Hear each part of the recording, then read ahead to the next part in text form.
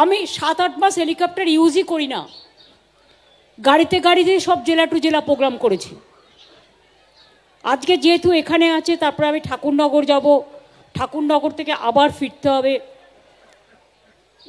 আমাদের গভর্নমেন্টের একটা হেলিকপ্টার নেওয়া আছে এগ্রিমেন্ট করে। হঠাৎ সকাল 10টায় আমাদের বেরোবার কথা ছিল বেলা 12টায়, আমার এখানে মিটিংয়ের টাইম দেওয়া ছিল 12:30টায়।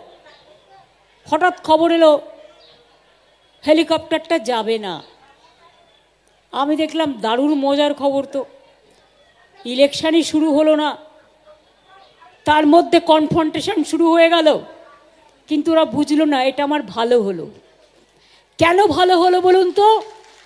কারণ আমি রাস্তায় আস্তে আস্তে আমার সাথে প্রচুর মানুষের দেখা হয়েছে এবং আমি অনেকগুলো এলাকা দিয়ে ঘুরে এসেছি।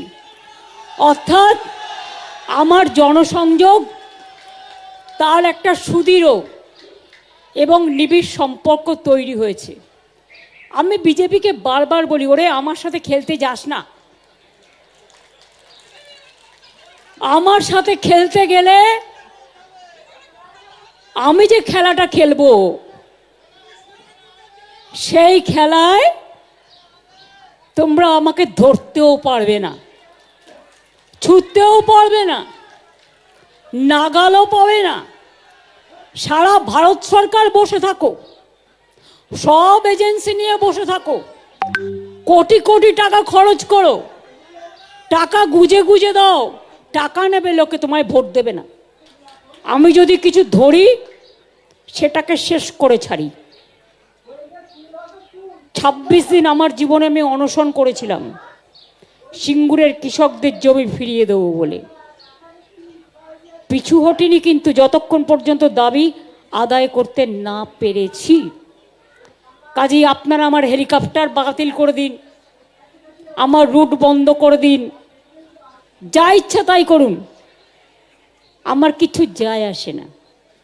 আমি ঠিক আমার মতো করে, আমি যেভাবে সারা জীবন সংগ্রাম করে এসেছি, পথ চলেছি, রাস্তাই আমায় রাস্তা দেখায় এবং রাস্তাই আমাকে রাস্তা দেখাবেই।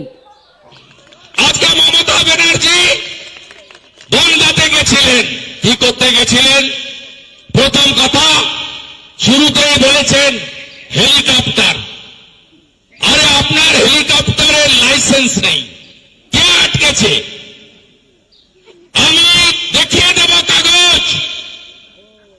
আপনি টাকা দেননি হেলিকপ্টার কোম্পানির সঙ্গে, আপনার চুক্তি রিনিউয়াল করেননি, তাই আজকে হেলিকপ্টারে আপনি চড়তে পারেননি। ভীষণ কষ্ট।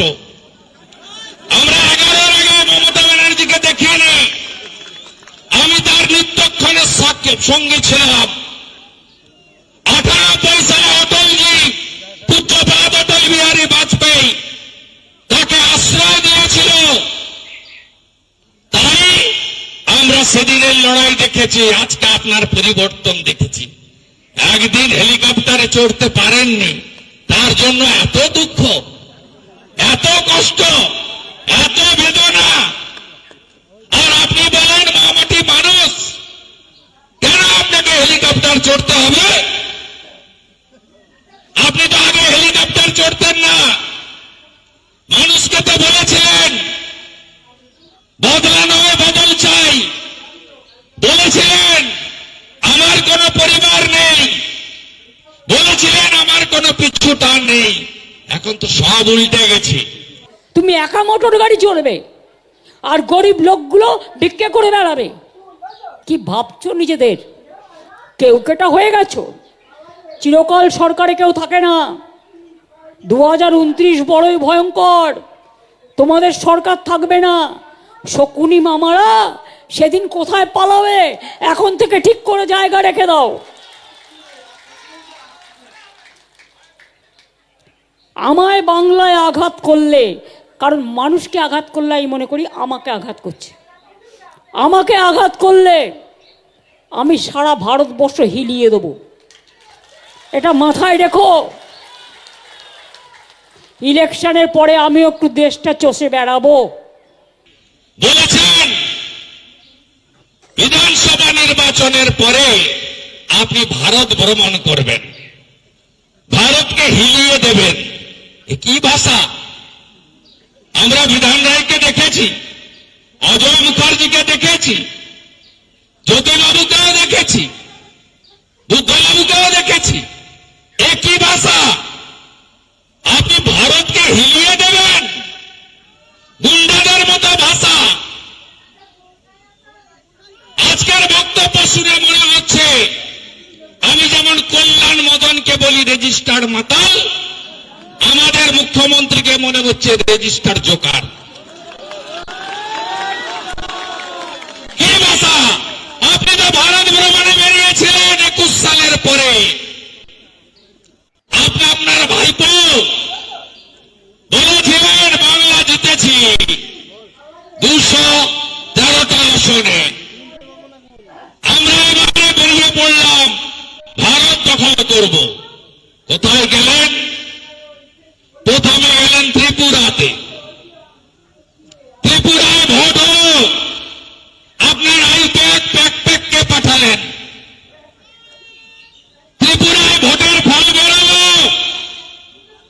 নোটার নিচে তৃণমূল, নোটা তার উপরে।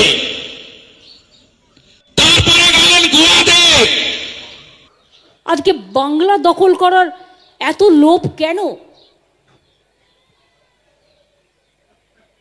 বাংলাকে পছন্দ করেন না, বাংলার মানুষকে জব্দ করতে হবে, বাংলা ভাষাকে স্তব্ধ করতে হবে, বাংলাটাকে নিয়ে গিয়ে গুজরাটেই ফেলে দিতে হবে। সব গুজরাটি খারাপের কথা আমি বলবো না, আগামী ইলেকশনে গুজরাটে বিজেপি হারবে, এটাও মাথায় রাখুন। এখন থেকে ভবিষ্যৎবাণী করে দিচ্ছি। ও বাংলা দখল করতে গিয়ে গুজরাট হারাবে, আর দেশ তো হারাবেই। ভদ্রতা আমরা অনেক করি, অনেক কিছু জেনেও। টাকার তো অভাব নেই, বেরিয়ে পড়ুন। বলছেন গুজরাট নিয়ে নেব, যান না গুজরাটে। কে আপত্তি করেছে? ওখানে ভিসিম বলে লড়তে হবে। জোড়া ফুল নাও পেতে পারেন, গোলাপ ফুলে লড়তে হতে পারে। ঝাড়ু চাইলেও পাবেন না, কেজরিওয়ালের কাছে আছে। যান। যে নিজে জিততে পারে না নন্দীগ্রামে, আমার কাছে হারে 1956 ভোটে, সে নাকি ভারত হিলাবে, গুজরাট জিতিয়ে নেবে। সে নাকি আহতবাদ, ভীষণ খারাপ। এত যন্ত্রণা কেন আপনার? এসআইআর কি নতুন? এই যে আজকে ঠাকুর বাড়িতে ফর্ম বিক্রি করছে, জিজ্ঞেস করুন এই নেতাদের, কোথায় ছিলেন সেদিন আপনারা? বড় মা যখন অসুস্থ হতেন, তখন বড় মাকে হসপিটালে ভর্তি করতেন কে? তার চিকিৎসা করতেন কে? একবার নয়, 6 বার বেলভিউ নার্সিংহোমে ভর্তি করেছি।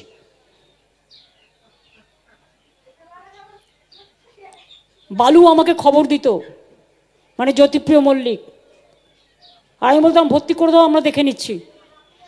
যখন উনি লাস্ট মারা গেলেন, মৃত্যুর আগের দিনও আমার সাথে আমি দেখা করতে গেছিলাম।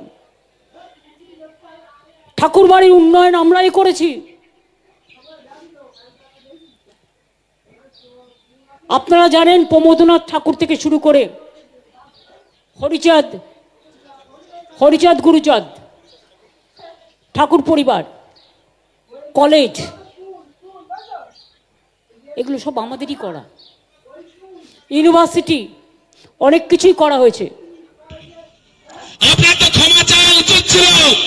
মোল্লার গজলে প্রভু ঠাকুর গুরুচাঁদ ঠাকুরকে আপনি গরুচাঁদ ঠাকুর বলেছিলেন। আপনার তো ক্ষমা চাওয়া উচিত ছিল। মা বীণাপাণি দেবী, তার চিকিৎসা পশ্চিমবঙ্গ সরকার করিয়েছিল। আপনি বলেছিলেন মতুয়াদের ভোট পাই না, আমি মা বীণাপাণি দেবীকে আমি চিকিৎসা করিয়েছি। কে প্রত্যেকে সাহস পেলেন এই কথাগুলো বলার? আপনার এমএলএ কৃষ্ণনগর অপমান করেছে সনাতনীদের। মতুয়ারা যে মালা পরে ইলেকশন কমিশনের এখানে আর একজন জুটেছে, ছোটবাবু, ছোট স্যার। তিনি তো আবার বাসের চেয়ে কঞ্চি বড়, শাড়ির চেয়ে গামছা, আর মন্ত্রীর চেয়ে আমলা বড়, আমচার চেয়ে ড্যাশ ড্যাশ ড্যাশ। তিনি বিএলওদের ফোন করে বলছে জেলে ঢুকিয়ে দেবো, চাকরি খেয়ে নেবো। আমি বলি বাপ রে, আর 5 মাস বাদে রিটায়ার করবে, সে নাকি সবার চাকরি খাবে। আর আমার এখানে লোকেদের চাকরি খাওয়ার ক্ষমতা তোমার আছে। যতক্ষণ থাকবে শ্বাস ততক্ষণ রাখুন বিশ্বাস। অত সস্তা নয়, 2 মাস 3 মাস চাকরি খাবে। আমরা কেউ মরে যায়নি, এসব মাটি আমরা খুব ভালো চিনি। ইন্দো বাংলাদেশ বনগা পেট্রোপোল আমি করে গিয়েছিলাম। তাহলে আপনি যত পারেন ঘন্ট করুন। ভয় দেখাচ্ছেন সিও মনোজ আগরওয়ালকে। মনোজ আগরওয়ালকে আমি যতটুকু চিনি ভয় পাওয়ার লোক নন। খুব বড় বড় কথা, শাড়ির থেকে গামছা বড়, কি ভাষা!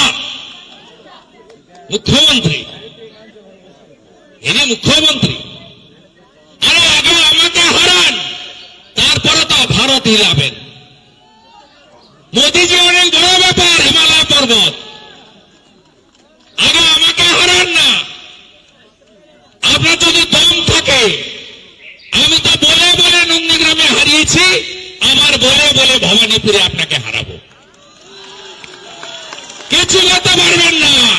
ট্রাকের পিছনে লেখা থাকে দেখবি আর জ্বলবি, লুচির মতো ফুলবি। কিছু করতে পারবেন না। আর বিরোধী দল কাকে বলে বিজেপি দেখিয়ে দিয়েছে। 70